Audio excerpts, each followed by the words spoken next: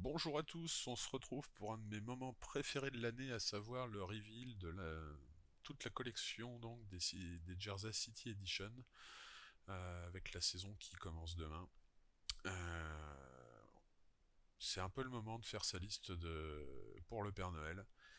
On va aller dans le vif du sujet sans plus tarder. Alors, Atlanta. Le bleu, c'est celui de l'époque où il jouait à Saint-Louis, avec une couleur crème qui est pas vilaine, mais je trouve ça quand même pas dingue. Surtout que pourquoi ne pas en avoir mis sur le devant. Après, je suis pas du tout fan du lettrage. En plus, je suis pas fan non plus d'avoir juste le ATL qui doit être en fait le code de l'aéroport. Alors aux Américains, ça doit leur parler beaucoup vu qu'ils voyagent d'état en état via l'avion. Nous, c'est beaucoup moins parlant. Les Boston Celtics. Alors, ils ont leaké depuis quelques jours déjà, mais de manière incomplète. Il y avait pas le numéro. Euh, J'étais pas fan et je le trouve quand même pas si mal que ça. Euh, le côté Boston avec le relief du relief donné au lettrage avec un peu une texture bois, c'est pas mal. La fonte là, bah, un peu comme Atlanta, hein, je suis pas excessivement fan, mais ça passe encore. Et alors après, on aime ou on n'aime pas. On a de l'originalité sur le côté, sur le flanc, hein, avec deux bandes qui s'entrecroisent pour former un losange comme ça. Pas aussi vilain que je le craignais. Ensuite, on a les Brooklyn Nets. Alors là, je pense qu'on a le pire jersey de l'année, designé par Timéo, 11 ans, neveu de Sean Marks. Non, en fait, donc c'est un artiste local qui s'appelle Brian Donnelly.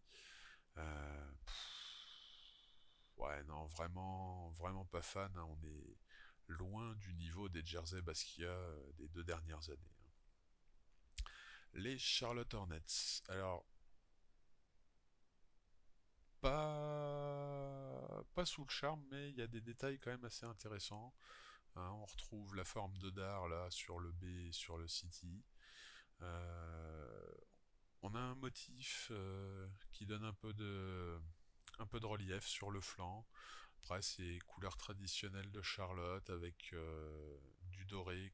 Je trouve qu'il va pas excessivement bien avec le turquoise de Charlotte, mais c'est ok quoi. Alors, Chicago. Chicago, c'est une grosse déception. Euh, le bon, c'est la palette, hein. Blanc, noir, rouge. Chicago, ça a toujours marché et tout. Par contre, au niveau occupation de l'espace et tout, je trouve pas ça fou. Le Chicago à la verticale, avec le numéro en tout petit, c'est assez spécial. Alors le Chicago à la verticale, si je dis pas de bêtises, c'est en référence à une salle de spectacle très connue dont le nom m'échappe, salle de concert ou d'opéra, quelque chose comme ça, euh, qui se trouve à Chicago et qui avait donc son enseigne à la verticale. La référence est là. Après, niveau de la réalisation, de l'exécution, c'est quand même plutôt un raté. Alors, Cleveland, The Land. Comme pour Atlanta, je suis vraiment pas fan du lettrage. Euh, Petit détail sympa, c'est le petit filet interne donc dans les numéros. Et donc là, on a un motif, c'est un détail qui m'a échappé la première fois que je l'ai vu. Un motif donc qui serait inspiré des tapis du Connor Palace. Mais les couleurs de Cleveland, là, le Bordeaux, Bordeaux avec le doré, ça fonctionne bien. La palette ok, mais le résultat, bof. Les Dallas Mavericks. Alors, grosse déception. Je cherche toujours à m'acheter un jersey de Luka. J'ai raté quand c'était sur sa première ou deuxième année, je sais plus. Il y avait la tête de cheval sur un maillot tout sombre que j'aimais bien, mais où je suis arrivé malheureusement après la bataille. Euh, c'est toujours pas ce design-là qui me fera acheter un jersey des Mavericks, malheureusement. Depuis le jersey dont je parlais, le design le plus réussi, ça reste leur maillot de tous les jours, on va dire, qui est ok, mais ne m'emballe pas plus que ça. Et pour un jersey Luka, je voudrais quelque chose d'un peu plus réussi quand même. Alors, les Denver Nuggets. J'ai entendu beaucoup de gens qui n'aimaient pas le design et je dois dire que je suis pas trop d'accord avec ce que j'ai entendu.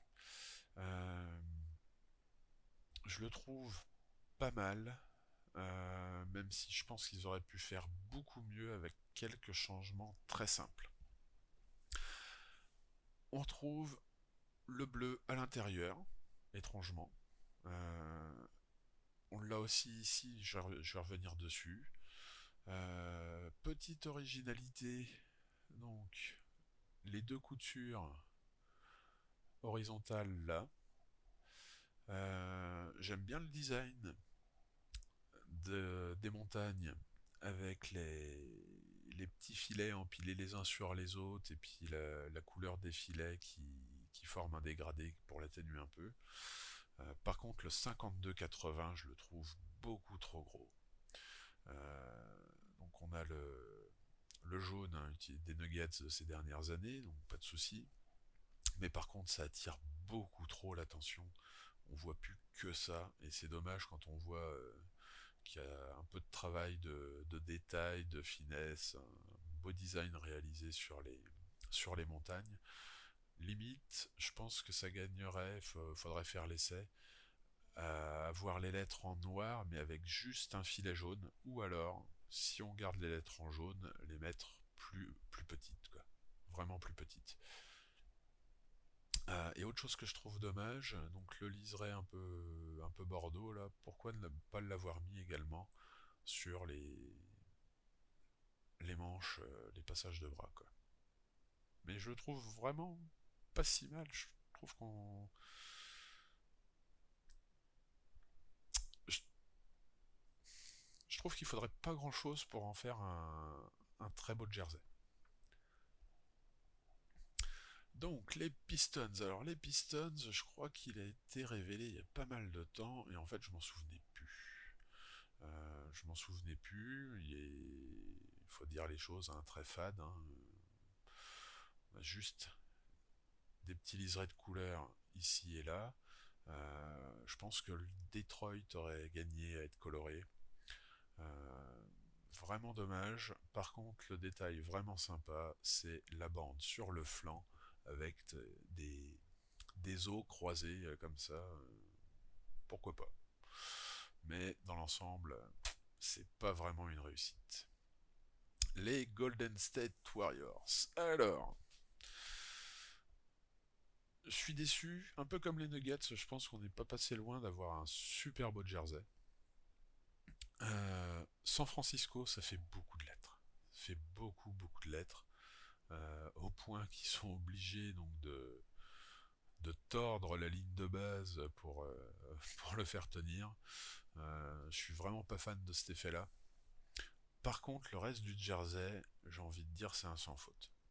Euh, le numéro avec qui est doublé d'une couleur un peu plus terne, un peu plus sombre, qui donne un relief, c'est très propre et tout. Et j'aime vraiment beaucoup les deux rubans qui se séparent quand on va sur le bas du maillot. Ça, je trouve ça vraiment très réussi par contre. Et ouais, je trouve que ça fait un peu retomber le soufflet, quoi. Presque pareil, le nom en dessous du numéro, je suis pas fan. Hein, niveau, je suis assez classique hein, pour les dos. Un petit arc de cercle avec le nom, j'aurais préféré. Mais encore une fois, voilà, les deux rubans là qui se séparent et tout, je trouve ça super réussi. Houston Rockets. Alors, Houston Rockets, c'est assez classique, mais je trouve que ça manque quand même de détails, d'une petite fantaisie.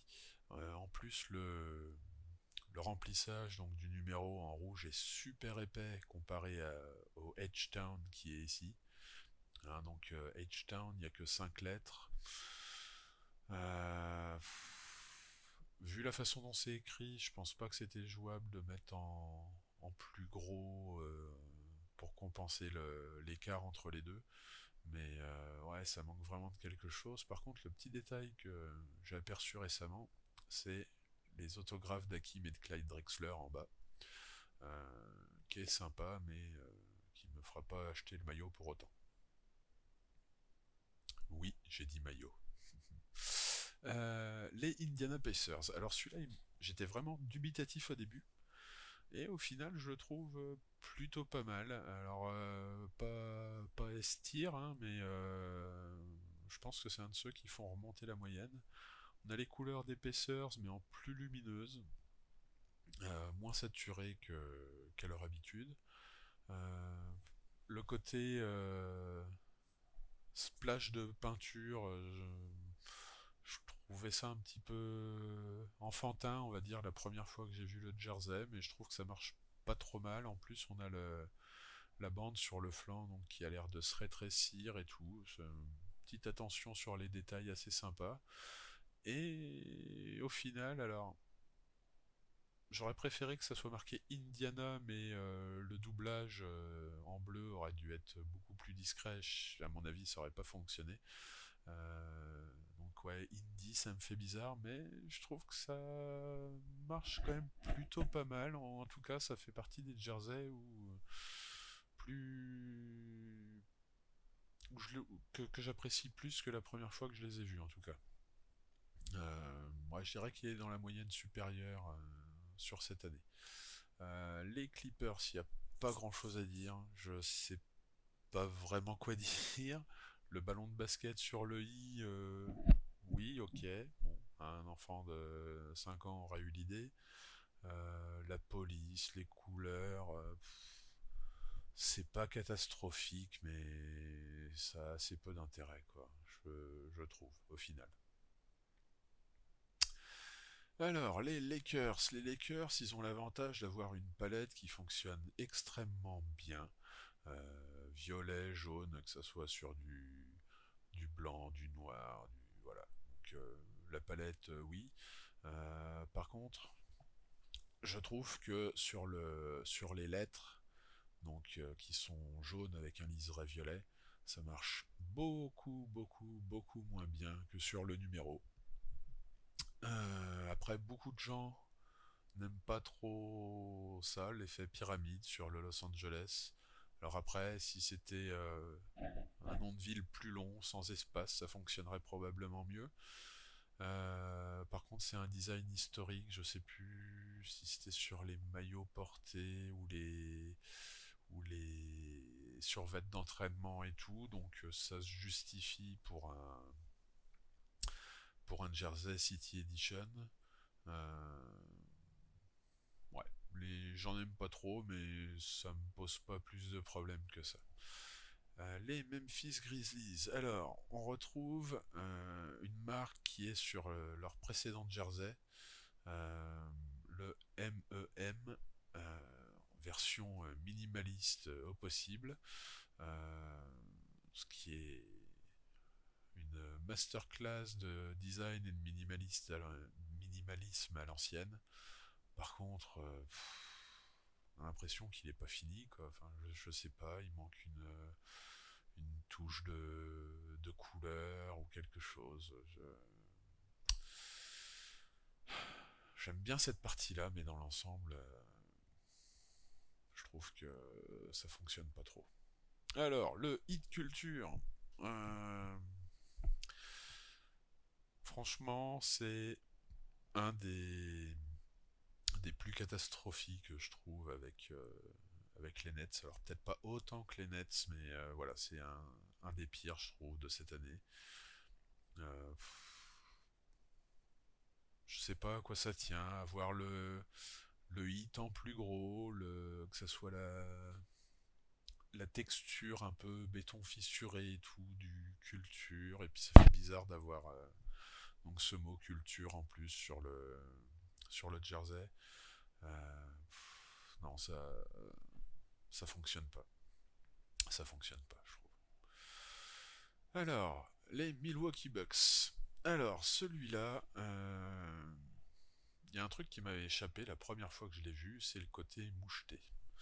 Donc, de la texture du fond et tout, que j'aime pas spécialement. Euh, ouais, non, j'ai vraiment du mal à m'y faire. Par contre, j'aime beaucoup, c'est le côté bandeau comme ça, qui rappelle un peu bandeau courbé, qui rappelle un peu ce qu'on pouvait trouver sur le jersey des Hawks dans les années 90, des choses comme ça. Euh, et il y a un truc qui aurait pu être mieux fait, je pense, c'est au niveau du choix de la police. Alors sur Milwaukee, ça passe encore. Sur le numéro qui est très gros, très carré, enfin la police est super géométrique, quoi. C'est des angles droits partout. Je trouve que ça va pas si bien que ça, donc avec le bandeau qui lui est courbé. On a le petit liseré vert là, qui me laisse un petit peu dubitatif. Ouais, je suis vraiment. Pardon. Je suis vraiment partagé sur celui-là. Comme pas mal de jerseys cette année, il y a des choses sympas, mais ça va pas jusqu'au bout et du coup je suis un petit peu déçu. Alors les Timberwolves. Alors les Timberwolves, ça a été un des premiers révélés. Euh, Là, j'ai un petit souci, c'est que j'ai l'impression que la couleur est vachement plus terne que sur les photos que j'avais vues quand ils l'ont montré à la sortie de la saison dernière. Euh, Il y a un truc qui me gêne dessus, c'est la façon dont est écrite Minnesota. Alors Minnesota, ça fait beaucoup de lettres, et bah, sur la largeur d'un torse, voilà quoi, ça limite forcément la taille qu'on peut utiliser pour les lettres. Avec une police plus verticale, je pense que ça aurait été beaucoup plus sympa, hein, parce que là les lettres sont très carrées, hein, par rapport largeur-hauteur. Euh, le numéro qui est avec la fonte actuelle des Timberwolves, ça fonctionne bien. Le côté un peu peinture dans de l'eau et tout, ça peut plaire, ça peut ne pas plaire, mais pourquoi pas. Mais ouais, le lettrage, ou je sais pas, fallait mettre juste Wolves ou quelque chose comme ça. Vraiment ce côté-là qui me dérange un peu dessus. Par contre, on a quelque chose de très, très propre et tout, avec le petit détail Land of 10,000 Lakes, hein, donc, le pays des 10 000 lacs, hein, le pays d'origine des Lakers d'ailleurs, qui tiennent leur nom de là. Euh, Au dos, ça fonctionne bien. Il n'y a pas le Minnesota en lettres de la taille de timbre-poste. Je trouve que c'est pas mal. Et ouais, ça m'inquiète un peu, c'est qu'il a l'air beaucoup plus terne que dans mon souvenir. Alors, les New Orleans Pelicans, justement, lui, il me fait penser au maillot des Wolves de l'année dernière, où on avait vraiment des petits liserés fluo, des choses comme ça, avec une police qui représente bien la Nouvelle-Orléans. Par contre, le Nola, il n'est pas du tout mis en avant. Alors, pour le distinguer du numéro qui, lui, est en couleur, donc une espèce de vert fluo avec un contour violet, euh, là, il est juste de la couleur du maillot. Je trouve que ça ressort pas assez. Il aurait peut-être fallu remplir, garder donc le filet vert fluo, mais mettre les lettres en violet ou quelque chose comme ça. Euh, ouais, non, je suis pas convaincu, même si c'est José qui a été pris en exemple pour le packshot. Les New York Knicks. Alors celui-là, quand je l'ai vu, Il était en taille vraiment toute petite. Et je m'étais dit, chouette, retour aux années, c'était 97, je crois, où les Knicks avaient leur beau maillot avec bleu, orange et puis le noir sur les côtés et tout. Et quand j'ai agrandi l'image, j'ai été un peu choqué par ça, la double marque New York avec un décalage vertical. Je suis très partagé là-dessus. Je dis pas que c'est pas bien de le faire, par contre l'amplitude elle est peut-être un peu trop forte. Et surtout, si on le fait là, pourquoi ne pas le faire aussi sur le numéro? Donc ça fait un peu trop ou pas assez.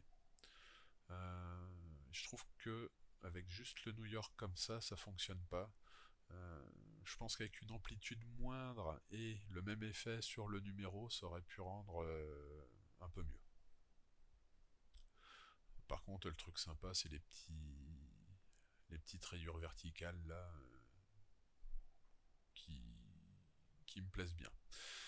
Oklahoma City, bon bah là c'est un des pires, hein, avec pour moi avec la hit culture et les Nets. Donc on a des éléments des anciennes éditions du maillot qui sont mis en fond. Non, c'est un peu carnaval quoi. Euh, et puis donc ils ont gardé leur palette classique sans le bleu, donc juste orange et jaune, euh, qui est pas mal en soi, hein. J'ai rien contre leur palette, mais c'est vrai qu'avec le bleu, ça rajouterait peut-être un petit quelque chose, mais surtout c'est le fond qui ne me plaît pas du tout, quoi. Orlando. Alors Orlando, je suis partagé. Je trouve le design superbe, mais la palette beaucoup trop terne. Orlando, on est habitué à voir des belles couleurs, des trucs qui pètent un peu. Alors c'est vrai que là, c'est sur le statement, je crois, de cette année. Ils reprennent le design d'un des de leur maillot dans les années 2000, qui est très coloré et tout. Ils ont peut-être voulu se différencier. Et je trouve ça dommage parce que vraiment le design, je le trouve super réussi, avec pas mal de détails, peut-être un peu trop, genre la texture un peu en grillage là, c'est peut-être un peu too much vu qu'on a déjà des rayures verticales, mais le travail sur la police pour le Orlando et le numéro, il est superbe, original, belle mise en relief et tout. Ne serait-ce qu'avoir l'espèce de gris crème là en gris argenté, ça suffirait peut-être. Je suis pas convaincu, hein. Je pense qu'il faudrait un bleu plus coloré. Et puis surtout, le détail que j'aime beaucoup sur ce jersey, c'est le, le filet donc en forme d'éclair là sur le côté, euh, qui est vraiment sympa. On voit il y a une envie de bien faire, ou en tout cas de faire original au niveau des détails. Et ouais, je trouve que c'est vraiment dommage parce que la palette ne rend pas du tout justice au design. Alors, nos amis les Sixers. Alors, comment dire? J'aime bien la police quand elle est sur le numéro. Donc on a une police blanche avec deux filets rouges, dont un qui est coupé et qui commence et termine avec un petit point noir. Je trouve que sur le numéro, ça fonctionne très bien. Par contre, sur le Brotherly, c'est beaucoup trop petit et beaucoup trop riche pour que ça fonctionne sur des lettres aussi petites. Un truc qui me gêne aussi, c'est la façon assez calligraphie d'écrire City of et Love après Brotherly. Je trouve que ça se marie pas du tout avec la façon dont est écrite le Brotherly et c'est vraiment dommage. Vraiment dommage. Est-ce qu'il faut vraiment mettre autant de mots sur le torse pour un jersey? Je suis pas convaincu. Vraiment pas convaincu, mais j'aime vraiment c'est original, bien réalisé et tout, leur effet là sur la police des numéros. Euh, Ouais, petite déception. Et j'ai remarqué que là, il y avait un motif, mais que on sait pas trop ce que c'est. Enfin, moi, en tout cas, je vois pas ce que c'est. Euh, ouais, original, je suis pas l'impression que ça fonctionne plus que ça, mais voilà. Alors, les Phoenix Suns. Les Phoenix Suns, j'aimais pas trop au départ, hormis un détail. J'avoue que plus ça vient, mieux je le trouve. Après, là, la couleur de fond, je la trouve plus terne que sur les premières photos que j'ai vues. Je trouve ça un petit peu dommage. Mais la palette de couleurs de Phoenix, du soleil, du jaune orangé au un rouge très lumineux. Le petit liseré bleu clair, ça doit être celui qu'ils avaient sur les jerseys, c'est de l'année dernière, si je dis pas de bêtises. Celui fait par un artiste indien, je crois. Mais voilà, c'est très petite dose, ça passe beaucoup mieux que sur le jersey dont je parle. Et par contre, là, on a une masterclass, c'est sur le côté. On a le bandeau du flanc qui est de toute beauté. Euh, et on le voit peut-être un petit peu mieux ici, on va naviguer entre les deux, hein. Donc on a un motif qui est assez rectiligne, avec des angles et tout sur le haut. Et sur le bas, on a quelque chose de beaucoup plus fluide. On a les arrondis qui commencent à être plus prédominants, euh, avec des couleurs qui vont bien ensemble, hein. On retrouve le bleu, le petit liseré bleu, mais c'est fin et ça passe bien. Donc sur un ensemble dégradé, hein, du violet au orange, avec un contour qui va du violet au orange, mais qui repasse dessus. On a la petite bande rose là qui passe. Je trouve que le flanc, je trouve que c'est une masterclass de design, très recherché, très bien designé, avec des belles couleurs. Euh, Vraiment très sympa. J'en regretterais d'avoir un joueur que j'apprécie chez les Suns pour avoir l'excuse afin de me payer ce jersey-là. Alors, celui-là, c'est sans doute mon préféré de cette année. Donc on a le Rip City écrit donc à l'ancienne, hein, c'était avant l'arrivée de Drexler si je dis pas de bêtises, hein, par rapport à la forme des lettres. On a le petit retour, hein, sur la queue du Y façon sport universitaire même, US et tout, très bien. La palette, alors on n'est pas sur une palette à la Bulls noir, rouge, blanc, ça a l'air d'être plus couleur crème, mais ça fonctionne super bien.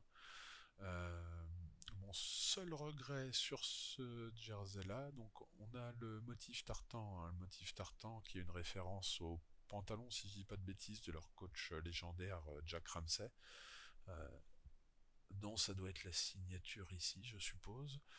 Euh, Mon seul regret, c'est pourquoi ne pas l'avoir mis en rouge ici, le motif tartan. Je pense que ça aurait pu rendre pas mal. Motif qu'on retrouve également à l'arrière. Alors c'est assez rare qu'on ait petite originalité sur ces pièces de tissu là, mais c'est bienvenu. Je le trouve super équilibré, avec une belle palette qui fonctionne bien. J'aime vraiment bien le jersey de nos amis les Blazers. Alors, les Kings. Couleur classique, 100 ans de la franchise, les lettres et les chiffres un petit peu rectilignes, un petit peu anguleux, mais pas complètement, hein, auxquels les Kings nous ont habitués. Et en fait, quand on voit ça, on se dit vraiment qu'ils auraient pu faire mieux avec le jersey de Chicago. Parce on retrouve un peu les mêmes choses. Un numéro assez petit, mais qui est pas placé au niveau de l'appendicite, on va dire, qui est plus sur le torse, sur le cœur. On a Le nom, donc c'était Chicago, le nom de la ville ou de la franchise, à la verticale du logo Nike. Mais par contre, là, ça passe beaucoup mieux avec le petit bandeau vertical en fond, avec les liserés et tout. Euh, voilà, c'est beaucoup. Le principe est le même que pour Chicago, mais beaucoup mieux réalisé, je trouve. Et donc là, on a un petit rappel des différentes couronnes des logos de nos amis les Kings. Les Spurs, c'est une déception, pour moi en tout cas, mais moins que je dirais la majorité des commentaires que j'ai entendus sur internet. Pour moi, c'est une déception. Pourquoi? Parce que il y a un petit joueur français là qui vient d'arriver du côté des Spurs et je me faisais une joie de d'attendre le reveal du design en me disant qu'est-ce qu'ils vont nous faire de beau comme Jersey City Edition avec les couleurs Fiesta. Et bah, comme vous pouvez le voir, les couleurs Fiesta, si on les retrouve là, la palette est pas dégueu. Marron, orange, ça passe bien ensemble. Le lettrage, c'est un petit côté hispanique qui est tout à fait logique pour les Spurs. Euh, pour le numéro, c'est pas le design des numéros est pas mal, mais je sais pas, ça fonctionne pas tant que ça. Il manque un détail ou je sais pas, quelques détails, une bande sur le côté ou quelque chose comme ça. Ou peut-être une police un peu moins marquée hispanique, ou peut-être à la place de San Antonio mettre Spurs avec ces lettres mais en plus grand. Ouais, je suis déçu, pas autant que certains. Je pense qu'il y a moyen de faire mieux en restant dans le même thème et d'avoir quelque chose de tout à fait sympa en restant dans le même thème, mais ouais, quand même déçu et du coup, je sais pas quel jersey de Victor je vais m'acheter. Euh, les Raptors. Alors, les Raptors, j'ai l'impression que c'est un peu toujours les mêmes choses. Autant pour certains jerseys, ça part un peu dans tous les sens. On a un peu du mal des fois à se souvenir de. Enfin, pas se souvenir, à identifier la franchise. Autant Toronto, j'ai un peu l'impression que ils ont trois fonds différents, trois palettes différentes et qui tiraudaient les motifs, enfin le template du jersey et qu'à côté ils tiraudaient la palette et que voilà et que pour l'instant ils sont pas tombés deux fois sur la même combinaison. Euh,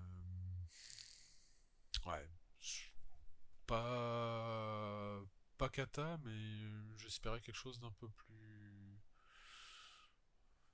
plus recherché, un peu plus original. Alors on a un détail sympa là, c'est sur le bandeau du flanc, hein, on a l'air d'avoir du texte décrit. Alors me demandez pas de déchiffrer, la photo est pas assez belle, mais mais voilà. Le jazz,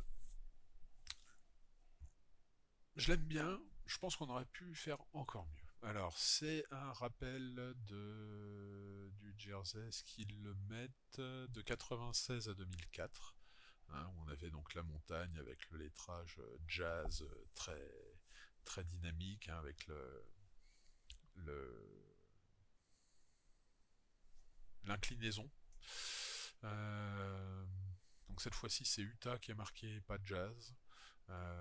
La montagne a été redessinée façon minimaliste et on trouve un point commun avec le jersey des Nuggets qu'on a vu un petit peu avant, c'est-à-dire que le design de la montagne en fait est fait par une répétition d'une ligne qui s'empile sur elle-même et on retrouve également le dégradé. Plus on arrive sur le bas de la montagne, plus ce trait est clair. J'aime vraiment bien l'approche minimaliste d'un vieux jersey très apprécié. Le seul truc que je trouve dommage, c'est que, alors après, vu que c'est minimaliste, est-ce que ça aurait marché ou pas? Je trouve qu'ils auraient pu rajouter donc une une autre couleur en plus du violet, du blanc et du noir, hein, histoire de donner un petit peu plus de relief, un peu plus de dynamisme à l'ensemble, même si c'est genre juste sur le numéro ou quelque chose comme ça, ou sur le contour, hein, le filet autour de Utah. Je pense qu'ils auraient pu faire un peu mieux, mais je le trouve quand même assez réussi, et un joli travail de designer. Et on finit avec le clou du spectacle, qui qui me laisse perplexe. Perplexe parce que j'aime bien le côté le filet rouge qui sépare une partie un peu plus sombre d'une partie un peu plus claire. J'aime bien le côté cuivre abîmé de la couleur, hein, qu'on retrouve sur le col. Et là, avec le turquoise, c'est une palette qui est originale, qui est pas courante, mais qui fonctionne pas si mal que ça. Par contre, le lettrage, j'ai vraiment du mal. Le gothique comme ça, alors gothique très simplifié, très épuré, avec le off Columbia comme ça en sans sérif ultra moderne, ça fonctionne pas. Le rouge fonctionne pas si mal que ça ici, mais dès qu'on est dans quelque chose de plus fin comme le The sur The District, euh, tout de suite ça fonctionne moins bien. Le lettrage donc qui me fait plus penser au jersey des Clippers de ces dernières années, hein, le jersey Tug blanc et noir ou noir et blanc là. Euh, Il y a des bonnes choses, mais l'ensemble je le trouve pas formidable. Euh, je pense qu'en revoyant le lettrage, la disposition, peut-être avoir euh, le Wizard plutôt que The District, le numéro plutôt que de l'avoir à cheval sur la séparation donc des deux couleurs de fond, peut-être l'avoir ici en remontant le filet, ça aurait peut-être mieux marché. La palette est sympa, originale, mais je trouve dans l'ensemble il fonctionne pas et je le trouve pas aussi catastrophique qu'au début.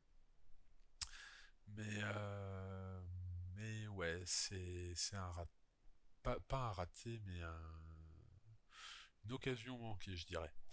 Même si au premier abord, il fait un peu sursauter. Euh, je lui trouve des circonstances atténuantes. Voilà pour le mot de la fin. Je vous donne rendez-vous dans pas trop longtemps, j'espère, pour du design de cartes NBA.